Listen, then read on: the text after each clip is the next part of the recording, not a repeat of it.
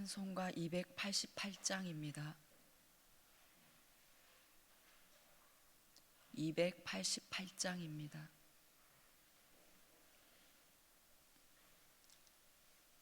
예수를 나의 구주 삼고 성령과 피로써 거듭나니 이 세상에서 내 영혼이 하늘의 영광 누리도다.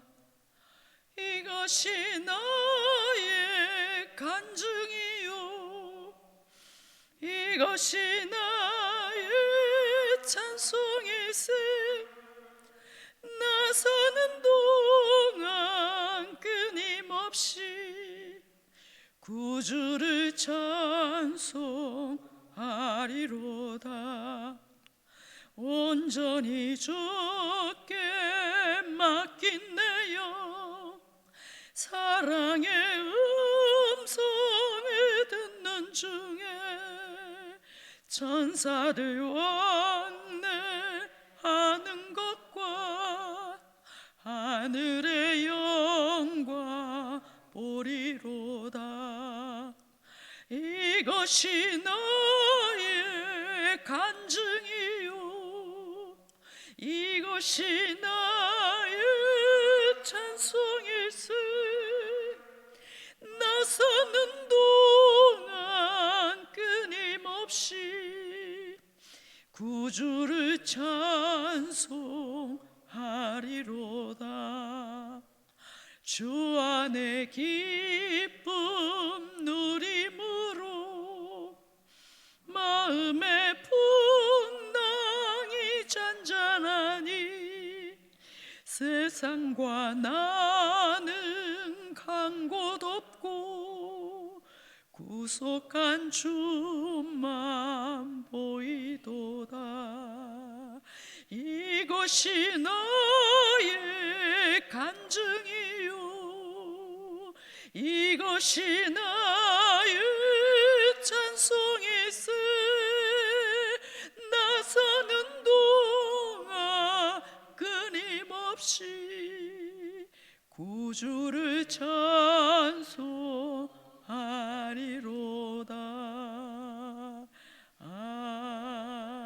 아멘. 사무엘하 2장 12절에서 32절 말씀입니다. 사무엘하 2장 12절에서 32절 말씀 교독하시고 마지막 저 함께 읽겠습니다. 넬의 아들 아브넬과 사울의 아들 이스보셋의 신복들은 마하나임에서 나와 기브온에 이르고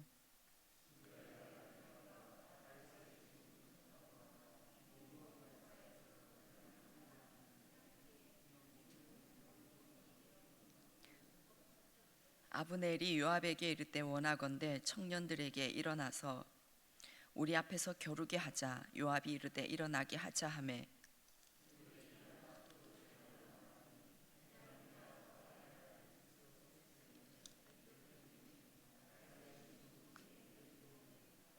각기 상대방의 머리를 잡고 칼로 상대방의 옆구리를 찌르매 일제히 쓰러진지라. 그러므로 그곳을 헬갓 핫수림이라 일컬었으며 기브온에 있더라.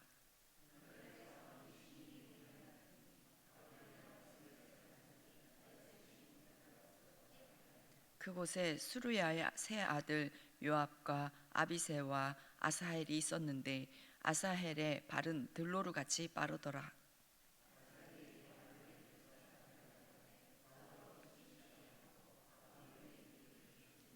아브넬이 뒤를 돌아보며 이르되 아사헬아 너냐? 대답하되 나로라.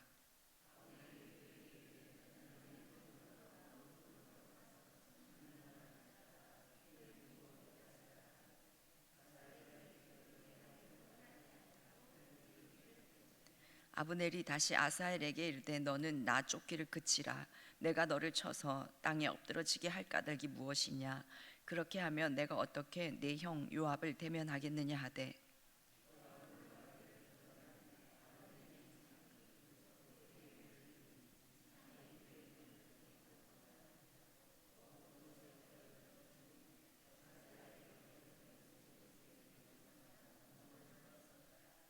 요압과 아비새가 아브넬의 뒤를 쫓아 기브온 거친 땅의 길가 기아 맞은 쪽 암마 산에 이를 때에 해가 졌고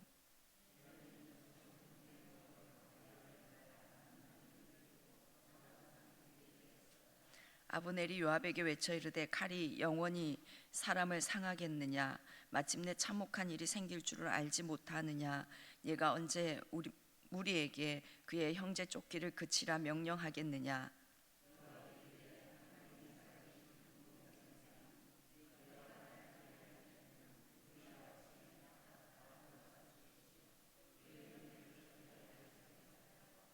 요압이 나팔을 불매 온 무리가 머물러 서고 다시는 이스라엘을 쫓아가지 아니하고 다시는 싸우지도 아니하니라.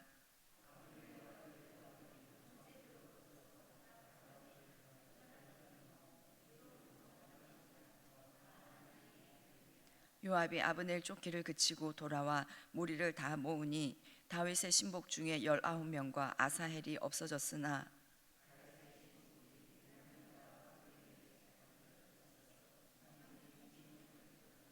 무리가 아사엘을 들어올려 베들레헴에 있는 그의 조상묘에 장사하고 요압과 그의 부하들이 밤새도록 걸어서 헤브론에 이른 때에 날이 밝았더라.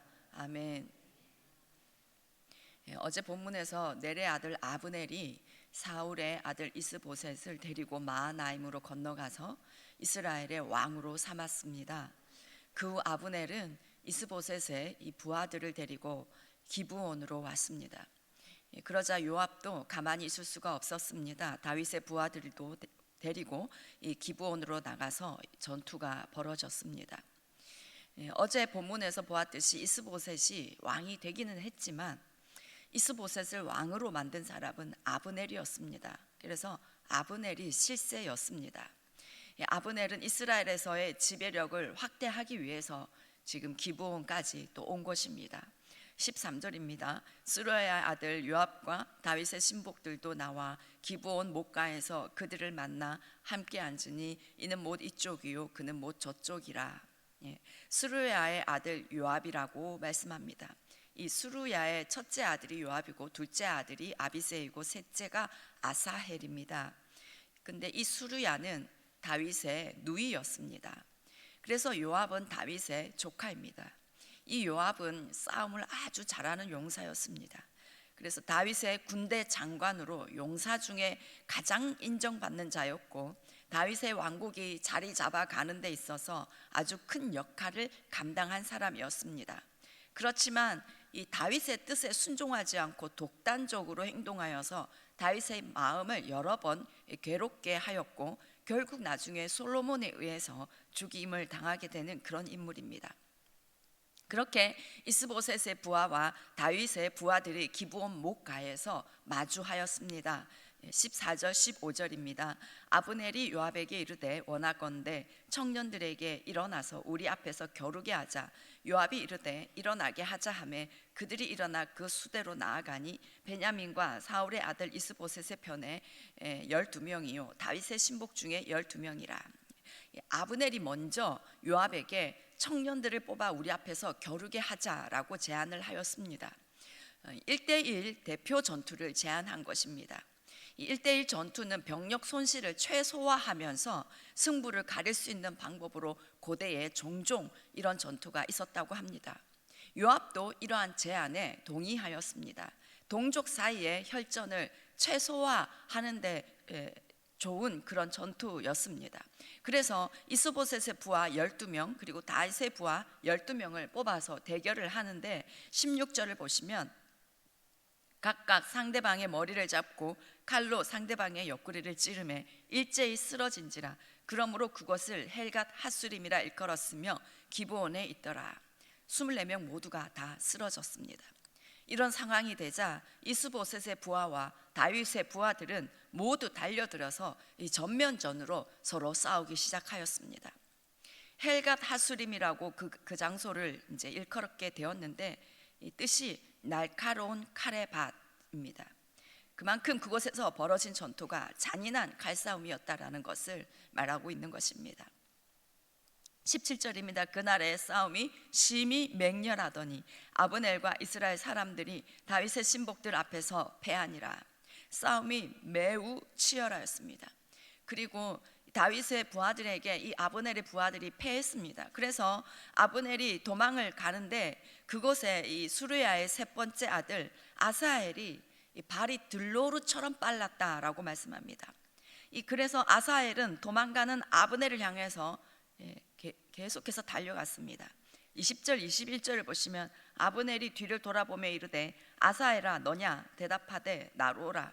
아브넬이 이르되 그에게 이르되 너는 왼쪽으로나 오른쪽으로나 가서 청년 하나를 붙잡아 그의 군복을 빼앗으라 하되 아사헬이 그렇게 하기를 원하지 아니하고 그의 뒤를 쫓으매 아브넬이 그를 쫓아오는 아사헬을 보고 아사헬아 너냐, 그러니까 아사헬이 그래 나다라고 말합니다. 연배가 자기 형님 뻘인데 그렇게 얘기합니다. 그러니까 아브넬이 아사헬에게 너는 왼쪽이나 오른쪽으로 가서 다른 사람의 군복을 빼앗으라라고 말합니다.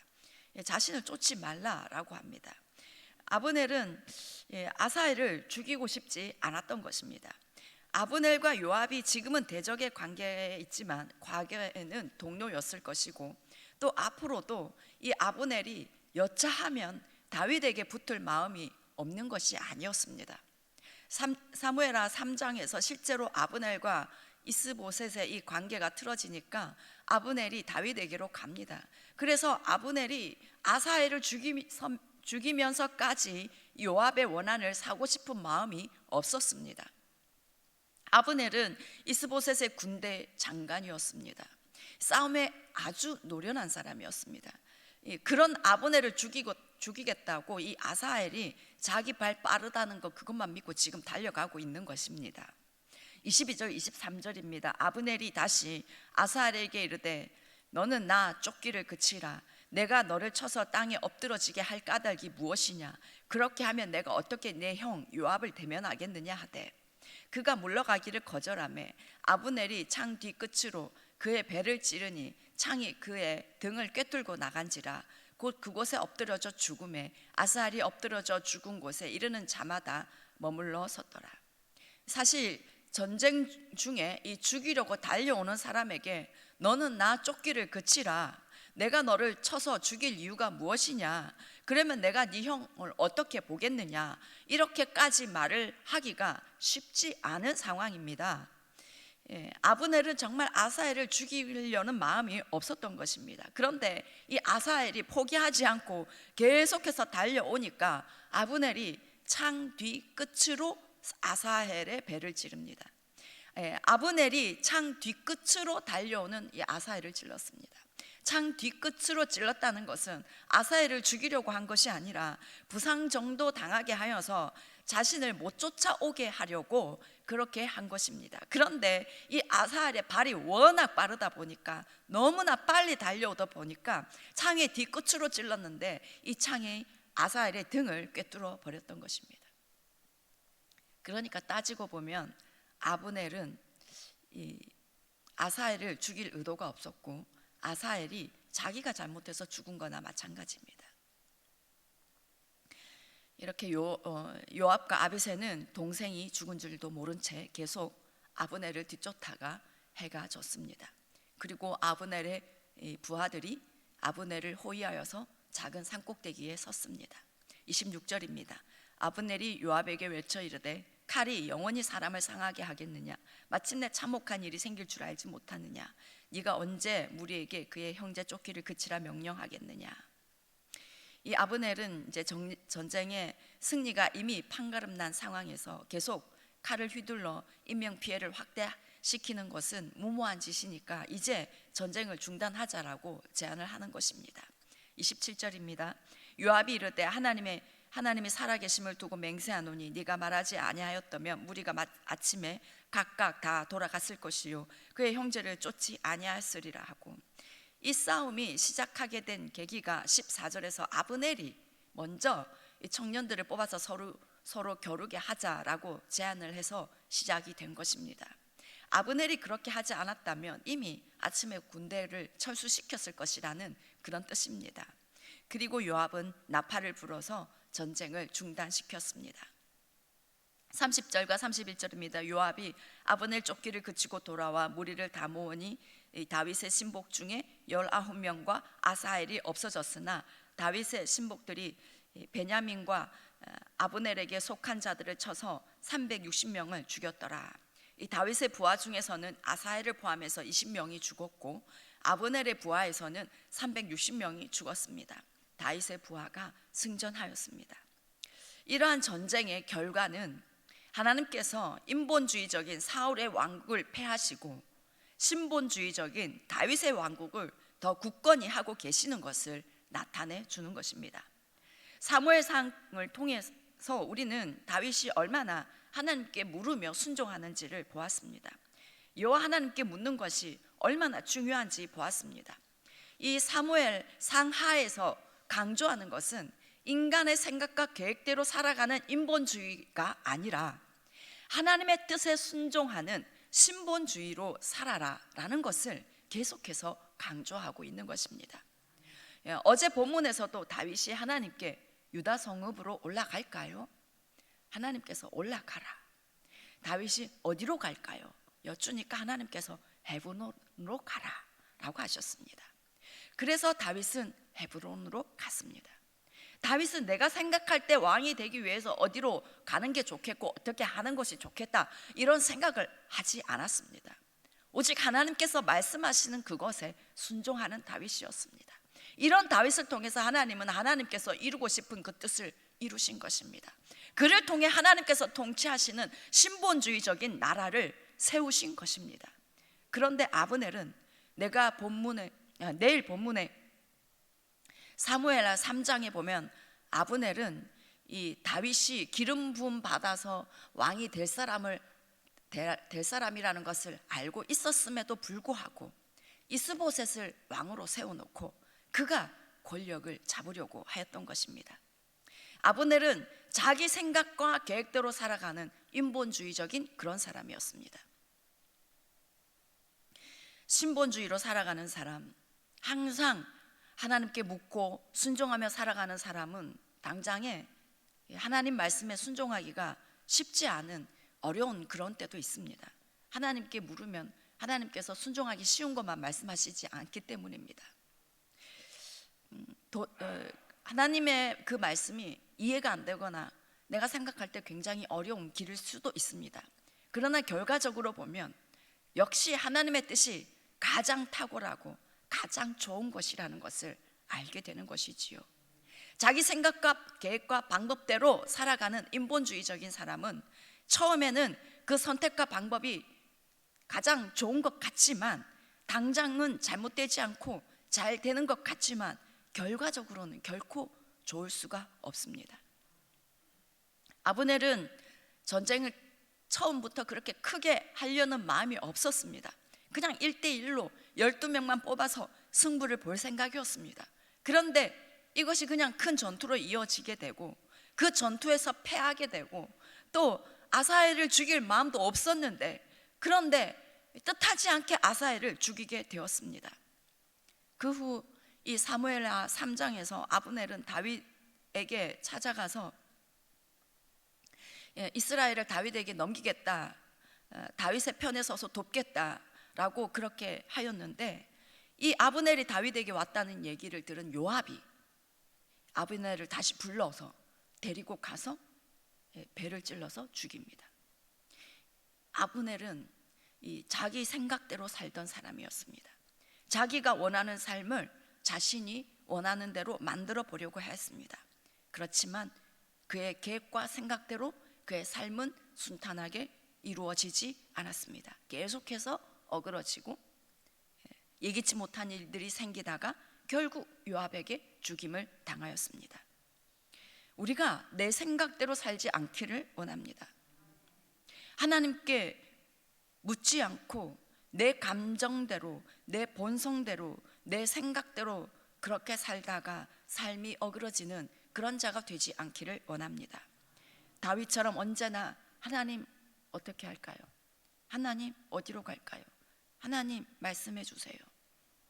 그러면 하나님이 무엇이라 말씀하셔도 그냥 두말하지 않고 순종하는 신본주의적인 사람이 되기를 간절히 원합니다. 그렇게 될 때 하나님께서는 우리가 할 수 없는 일들을 하게 하십니다. 하나님께서는 우리가 생각지도 못한 일들을 이루어 주십니다. 신본주의적인 사람이 되어서 그렇게 하나님께 순종함으로 하나님께서 열어주시고 하나님께서 이루어주시고 하나님께서 만들어주시는 그런 은혜를 우리 모두가 누리기를 간절히 원합니다. 기도하겠습니다. 하나님 아버지, 감사합니다. 죄로 인해서 멸망받을 수밖에 없는 우리를 하나님의 존귀한 자녀 삼아 주셔서 하나님의 자녀됨을 누리며 살아갈 수 있는 은혜 주심에 감사드립니다. 그럼에도 불구하고 우리가 하나님의 자녀인데 하나님께 묻지 않고 우리 본성대로, 우리의 감정대로, 우리의 의지대로, 우리의 계획대로 살아갈 때가 얼마나 많은지요. 주여, 우리의 연약함을 용서하여 주시옵소서. 하나님, 우리의 자아가 완전히 죽어지고 우리의 생각이 완전히 내려놓아지며 오직 하나님께서 원하신 대로 하기를 소망하는 그 마음만 가득하게 하여 주시옵소서. 그래서 하나님께 언제든지 기도 때 하나님께 묻게 하여 주십시오. 모든 작은 일까지도 하나님의 주권을 인정하며 하나님께 묻고 듣고 순종함으로 하나님 신본주의적인 그런 삶이 되어지는 우리가 되게 하여 주시옵기를 원합니다. 그리하여서 하나님, 우리가 생각지도 못한 일들을 이루는 우리가 되게 하여 주시고 하나님께서 하시고 싶은 일을 온전히 이루는 그런 통로되는 삶을 살아가게 하여 주시옵소서. 그리하여 우리를 통해서 하나님의 나라가 확장되는 은혜가 있게 하여 주시옵기를 원하옵나이다. 하나님 아버지, 하나님, 우리 교회 가운데 기도하는 사람들을 더욱더 세워가 주시는 은혜 있게 해주셔서 감사합니다. 하나님, 기도의 용사들을 더욱더 일으켜 주시옵소서. 우리 다음 세대, 부모 세대, 모든 세대가 하나님 기도의 세대로 일어날 수 있게 주님 역사하여 주시옵소서. 하나님, 더 깊은 기도로 나아갈 수 있도록 성령께서 더욱더 역사하여 주시옵소서. 우리 기도 가운데 성령께서 더욱더 열어주시옵소서. 하나님 아버지, 하늘을 열어주시옵소서. 하나님 아버지, 하나님을 더 깊이 만나는 은혜가 있게 하여 주시고 하나님의 뜻을 알게 하시고 하나님의 뜻을 풀어내는 그런 기도가 되게 하여 주시옵소서. 그래서 다음 세대와 우리 부모 세대 모든 세대를 통해 우리 호성교회를 통해 이 영도 땅에 하나님 아버지 교회들이 깨어 일어나게 하시고 이 영도 땅에 주의 복음의 계절로 하나님 아버지 주님 회복되게 하여 주시고 하나님의 나라가 회복되게 하시고 하나님 영도뿐만 아니라 부산 땅에 회복되는 은혜가 있게 하여 주시옵소서. 하나님, 우리를 통해 부흥을 보게 하여 주시옵소서. 이 모든 말씀 우리 주 예수님의 이름으로 기도드립니다. 아멘. 하늘에 계신 우리 아버지, 아버지의 이름을 거룩하게 하시며 아버지의 나라가 오게 하시며 아버지의 뜻이 하늘에서와 같이 땅에서도 이루어지게 하소서. 오늘 우리에게 일용할 양식을 주시고 우리가 우리에게 잘못한 사람을 용서하여 준 것 같이 우리 죄를 용서하여 주시고 우리를 시험에 빠지지 않게 하시고 악에서 구하소서. 나라와 권능과 영광이 영원히 아버지의 것입니다.